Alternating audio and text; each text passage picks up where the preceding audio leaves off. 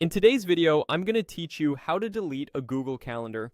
If you've got an old project calendar, a test calendar, or a shared calendar you no longer need. Removing it keeps your schedule clean and easier to manage. Before you begin, remember that deleting a calendar permanently removes all events on that calendar for everyone who has access. If you might need the info later, consider exporting the calendar first so you have a backup copy. Start by opening your browser and going to calendar.google.com. Make sure you're signed into the correct account, especially if you switch between personal and work profiles.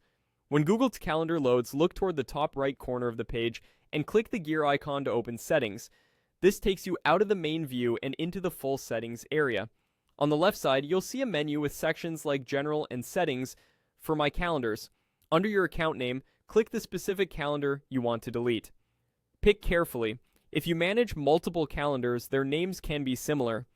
When you select it, you'll be taken to that calendar's settings page, where all options related to that calendar live.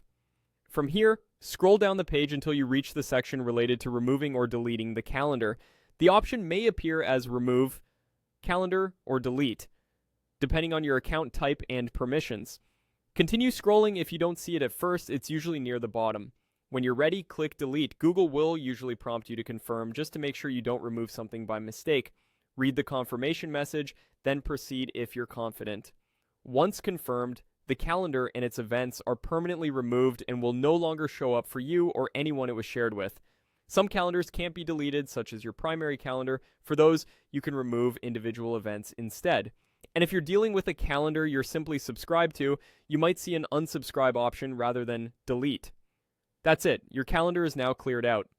Keeping your Google Calendar tidy can make it much easier to focus on what matters.